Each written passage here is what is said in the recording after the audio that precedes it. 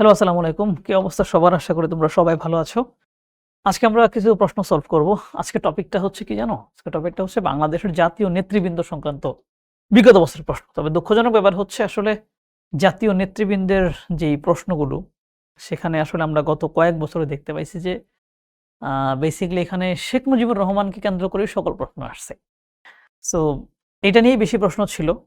এজন্য হচ্ছে আমরা তো নরমালি এই ক্লাসে বিগত যেই প্রশ্নগুলো আসছে সেগুলো নিয়ে হচ্ছে আলোচনা করি। তো এইজন্য এই টপিকের আন্ডারে আসলে অন্যান্য নেতা সম্পর্কে প্রশ্ন খুব একটা ছিল না। খুব একটা ছিল না বলে ছিলই না আরকি, গুরুত্বপূর্ণ যেগুলা।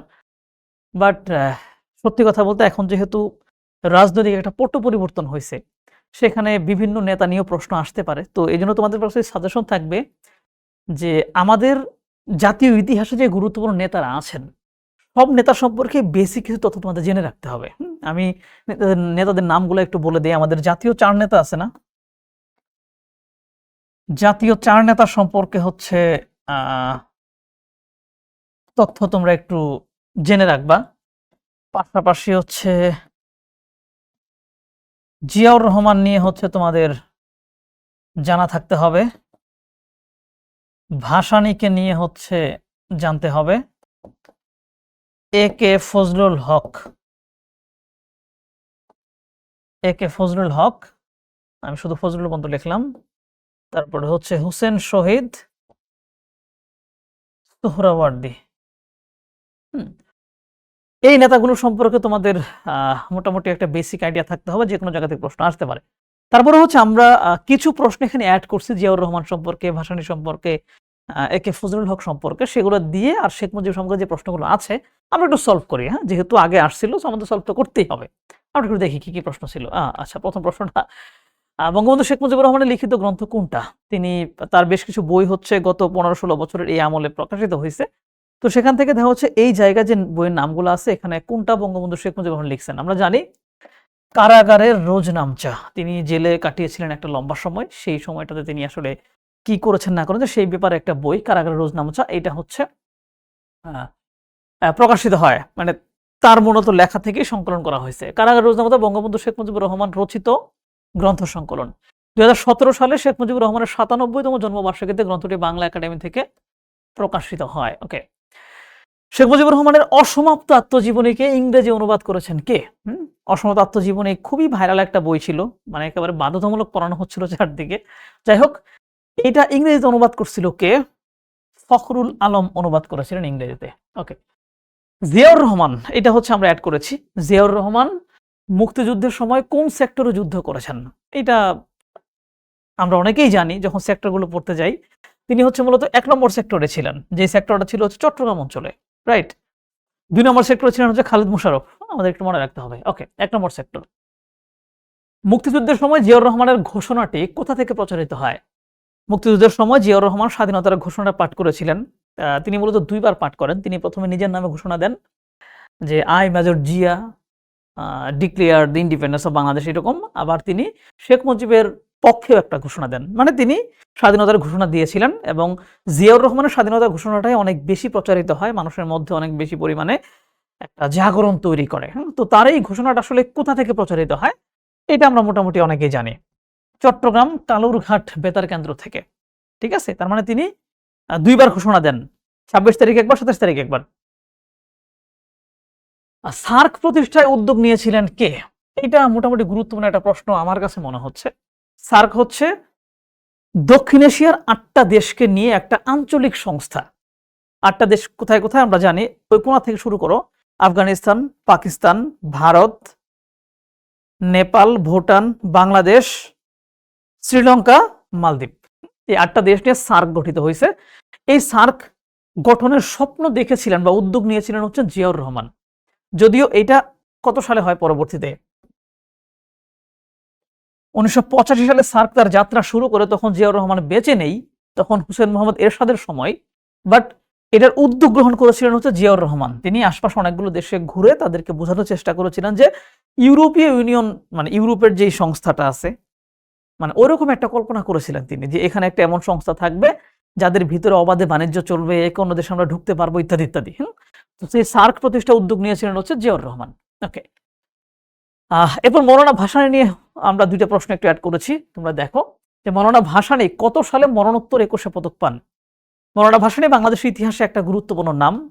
আমরা জানি মৌলানা ভাসানী একেবারে পাকিস্তান আমলে তো তিনি লড়াই আন্দোলন করেছেন, ব্রিটিশ আমল থেকেই তিনি অনেক বেশি অ্যাক্টিভ ছিলেন এবং পাকিস্তান আমলে তার 1957 সালে কাকমারিতে যে সম্মেলনটা হয়েছিল সেই সম্মেলনটা অনেক বেশি গুরুত্বপূর্ণ।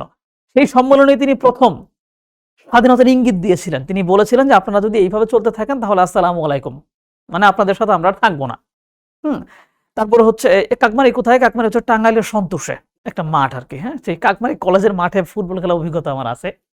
তারপরে তিনি হচ্ছে 1971 সালে তিনি পল্টনের ময়দানে হচ্ছে বড় জনসভাও করেছিলেন এবং স্বাধীনতার পরবর্তী সময় তিনি অনেক বেশি অ্যাক্টিভ ছিলেন ভারতীয় আধিপত্যের বিরুদ্ধে ইত্যাদি নানান ইস্যুতে।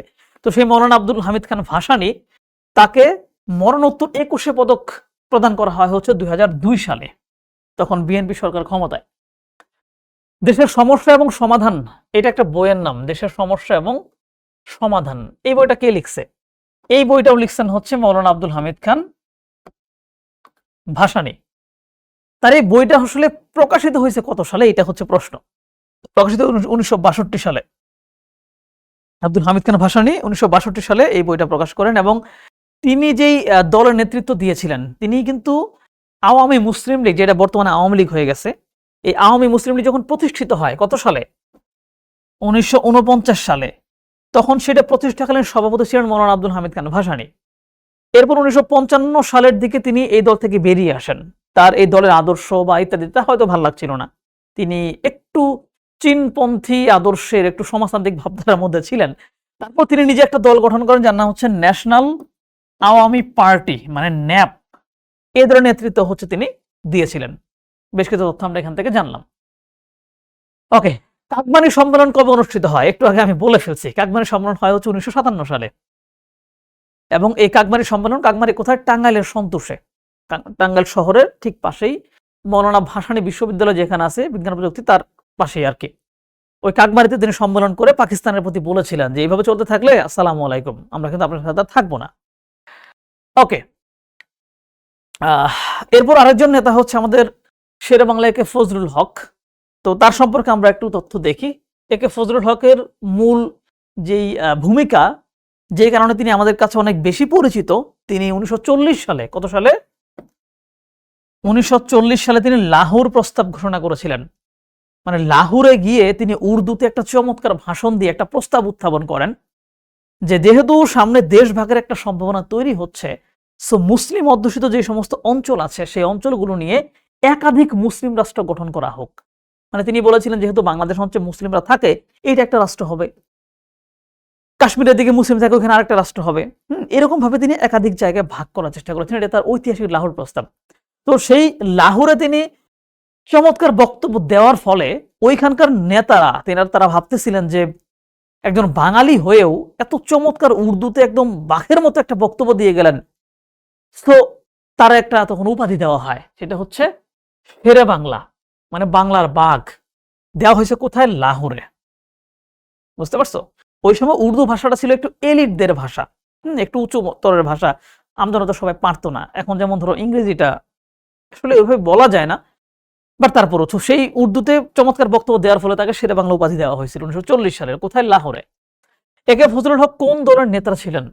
একে ফজলুল হক একটা দলের নেতৃত্ব দিয়েছিলেন, তিনি নিজেই সেটা গঠন করছিলেন, সেটা হচ্ছে কৃষক প্রজা পার্টি। 1935 সালের দিকে সম্ভবত দলটা গঠন করেন।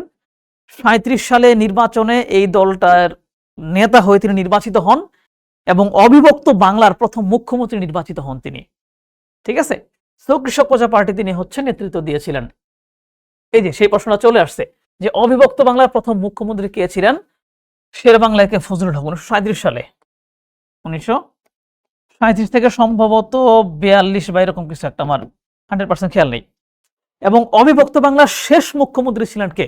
হুসেন শহীদ সোহরাওয়ার্দী। যখন দেশটা ভাগ হয়ে গেল তখন অবিভক্ত বাংলার, মানে কলকাতা ধরো, আমাদের এই অঞ্চল ধরো, পুরো জায়গার, সেটাকে আসলে প্রধানমন্ত্রী বলেও অনেক জায়গায় উল্লেখ করা হয়। এইটাকে অনেক সময় প্রধানমন্ত্রী বলে উল্লেখ করা হয় যে অবিভক্ত বাংলার প্রথম প্রধানমন্ত্রী কে। বুঝতে পারছো? ওকে, তার মানে আমরা অনেকগুলো তথ্য এই নেতাদের সম্পর্কে জানতে পারলাম। এবার সে আবার যে প্রশ্নগুলো বিভিন্ন জায়গায় এসেছিল রিসেন্টলি শেখ মুজিব সম্পর্কে, সেগুলো আমরা একটু দেখি। ইউনেস্কো বাংলাদেশ বঙ্গবন্ধু শেখ মুজিবুর রহমান এই নামে একটা আন্তর্জাতিক পুরস্কার মানে চালু করেছে, যেই বিষয়ে, এটা কোন বিষয়ে ঘোষণা করা হয়েছে? এটা ঘোষণা করা হচ্ছে সৃষ্টিশীল অর্থনীতি, ক্রিয়েটিভ ইকোনমিক্স, মানে অর্থনীতির বিভিন্ন নতুন নতুন কাজের জন্য এই একটা পুরস্কার ঘোষণা করা হয়েছে। বঙ্গবন্ধু শেখ মুজিবুর রহমানকে জুলিও কুরি শান্তি পদক দেওয়া হয়। জুলিও কুরি শান্তি পদক দেওয়া হয় কোন অনুষ্ঠানে? এটা সম্ভবত নাম্বার, হ্যাঁ, এশিয়ান পিচ অ্যান্ড সিকিউরিটি কনফারেন্সের অনুষ্ঠানে তাকে এই পদকটা দেওয়া হয়। এখন এই পদকটা কেন দেওয়া হয়েছিল?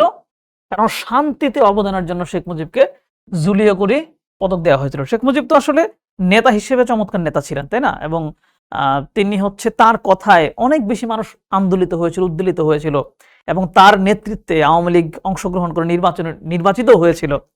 বাট তাকে নিয়ে যে বিতর্কটা হয় সেটা হচ্ছে আসলে পরবর্তী সময় তিনি যখন শাসক হিসেবে বাংলাদেশে বসলেন তখন। তো আমরা দেশের স্বাধীনতার ইতিহাস যদি বলতে যাই, সেক্ষেত্রে শেখ মুজিবের নাম অফকোর্স সেখানে গুরুত্বপূর্ণ একটা জায়গায় আসন পাবে। ঠিক আছে, এ নিয়ে মানে বিতর্কের কিছু নেই। ওকে, মুক্তিযুদ্ধের পর পাকিস্তান কবে বঙ্গবন্ধু শেখ মুজিবুর রহমানকে মুক্তি দেয়? আমরা জানি মুক্তিযুদ্ধ চলাকালীন সময় পাকিস্তানের কারাগারে তিনি বন্দী ছিলেন। তো সেখান থেকে তাকে মুক্তি দেওয়া হয় হচ্ছে 8 জানুয়ারি নাকি, হ্যাঁ 8 জানুয়ারি 1972, এবং বাংলাদেশে এসে পৌঁছানো হচ্ছে 10 জানুয়ারি 1972। এই জন্য 10 জানুয়ারিকে বলা হয় স্বদেশ প্রত্যাবর্তন দিবস। বঙ্গবন্ধুর আত্মজীবনীমূলক গ্রন্থ অসমাপ্ত আত্মজীবনী এ পর্যন্ত কয়টা ভাষায় অনুদিত হয়েছে? আমরা জানি এটা হচ্ছে 17টা ভাষায় অনুদিত হয়েছে। বঙ্গবন্ধুকে পয়েট অফ পলিটিক্স এই উপাধি দেয় কোন পত্রিকা? পয়েট অফ পলিটিক্স হচ্ছে মার্কিন যুক্তরাষ্ট্রের একটা ম্যাগাজিন, দ্য নিউজ উইক। তার 7 মার্চের ভাষণের পরে তাকে পয়েট অফ পলিটিক্স উপাধি দেওয়া হয়। তার ভাষণটা খুবই চমৎকার ছিল, অনেক মানুষকে উদ্বেলিত করেছিল।